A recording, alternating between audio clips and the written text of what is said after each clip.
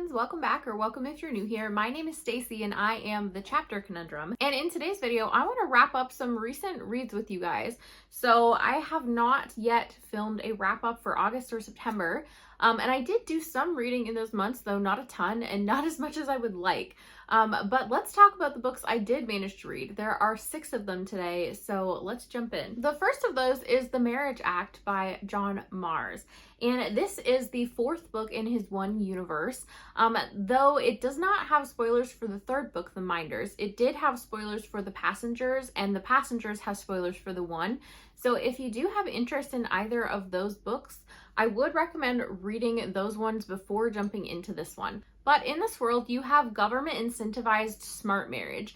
And essentially, if you were to sign up for one of these, it means that you have like an AI device listening to you and giving you tips on how to improve your marriage based on how you guys act around each other. So this allows for a lot of perks for you as a couple if you were to sign up for this. So you would get things like a tax break, cheaper tuition for your kids, better housing, better vehicles, things that are just a lot more affordable for you. And essentially the government is justifying this by saying that people who are married cost them less tax dollars because they tend to be healthier, more well-rounded people in their perspective. So straight away with that premise, you can already tell like not everything is going to be hokey-dory. So I thought John Marrs did a really good job of exploring potential corruption and abuses within this system.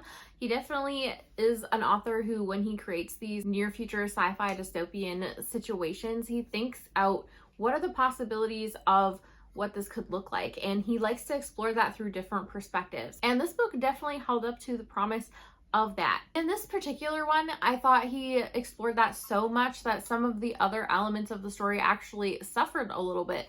Like I wanted there to be a lot more nuance and reactiveness from the characters as to what they were experiencing, and not just necessarily showcasing what they were experiencing or what they could be experiencing. We're often told like what the couple's goals are and how it relates to this smart marriage, but the scope of the story was really kind of limited to that in some ways, and I would have, I think, gotten a lot more invested had I gotten more than that. I thought this was more written as like a cautionary tale as to what this tech could look like, and while it was interesting and definitely he did a good job exploring like some of the potential things that could happen in this sort of situation, I definitely thought it wasn't the most compelling story he's written, and I enjoyed some moments and some reveals for sure, but overall this was just decent and I gave it a 3.75 star rating. The next book I picked up and read was The Last House on Needless Street by Catriona Ward, and I'm just gonna actually read the Storygraph tagline for this because I think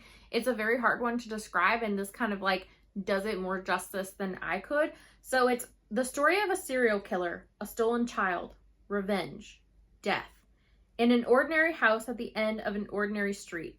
All these things are true, and yet they are all lies. I feel like this is a really hard one to talk about without using spoilers, which I obviously don't want to do here in case any of you guys want to read this. But what I can tell you is a lot of how this book played out didn't really fit into what I enjoy reading about when it comes to horror. Basically, the best way that I can explain this is just to tell you kind of like the feeling of the reading experience of it. And it's almost like you're doing a jigsaw puzzle and you get enough of it together to figure out what the overall picture is, but you never get to finish it, so you don't get to see all the details of it. It felt like all the words were really understandable, but the characters were almost talking in code, and it takes a long time for you to kind of suss out like what is actually going on here? Like, what is the meaning of these words in their thought processes? You have to kind of like decode what's going on. So eventually you do like get the gist of what's happening, but like I said, you never really get to fill in all the small details of what the characters have been talking about. So overall for me, because of that, this wasn't that satisfying, and I ended up rating it a 2.75 star. I do think that this one has the potential to work for different readers, just not necessarily for me. Next up, I picked up and read Great Big Beautiful Life by Emily Henry. And people definitely say that with Emily Henry, you tend to love one of her books and just like don't love the rest of them. And that's definitely held true for my experience. I have already found the one I loved. I will put it here for you. And this one was just okay for me. I rated it a 3.5 star.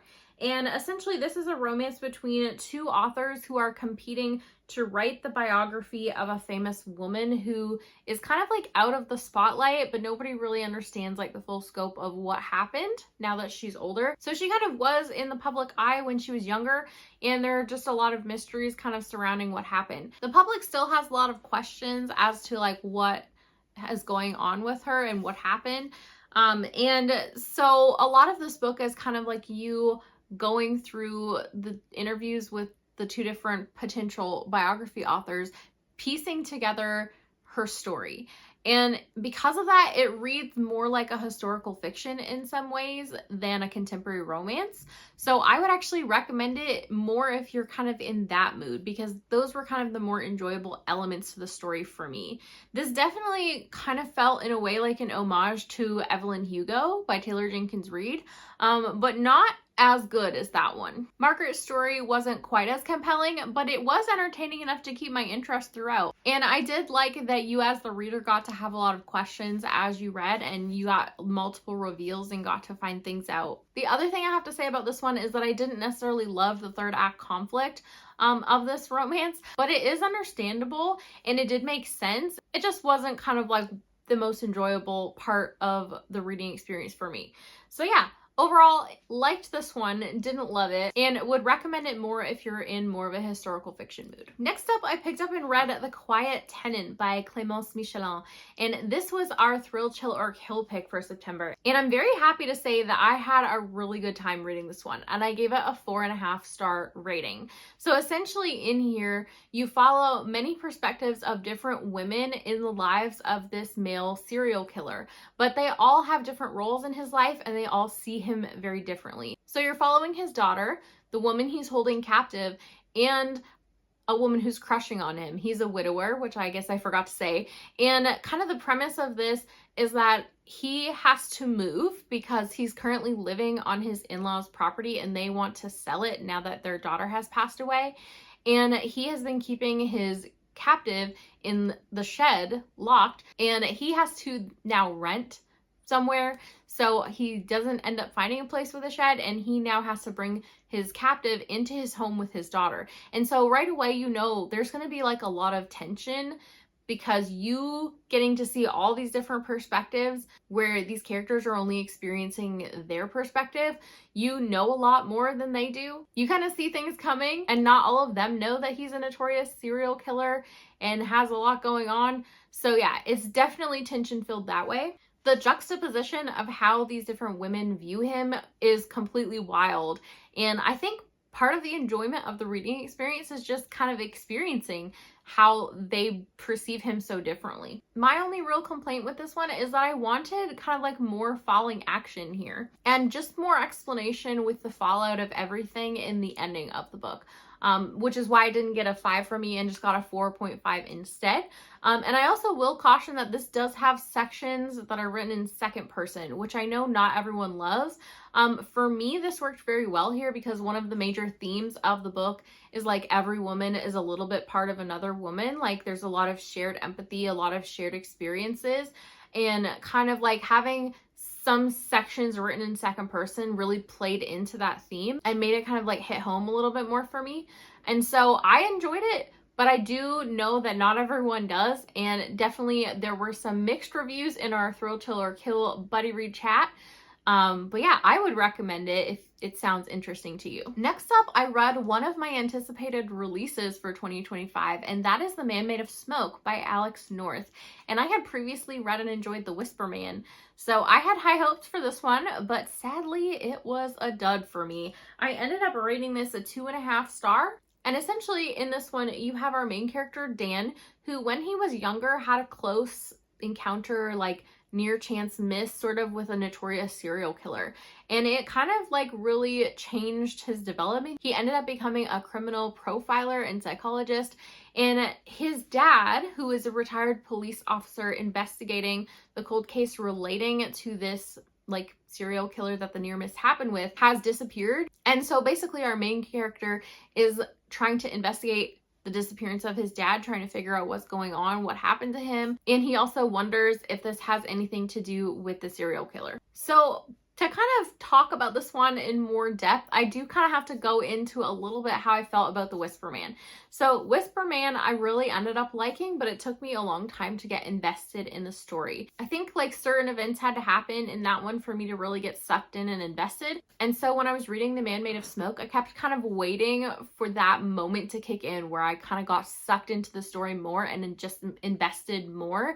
And it just never happened. I was just kind of like underwhelmed and apathetic about most of this one, sadly. It definitely ended up being very forgettable for me. And then my other big complaint with this one is that the ending of this just kind of felt very like abrupt. It was paced very quickly, which felt like a bizarre juxtaposition with how like slowly the rest of it was paced. So yeah, there were just kind of some weird pacing issues for me, and I just never really got fully invested in it to start with.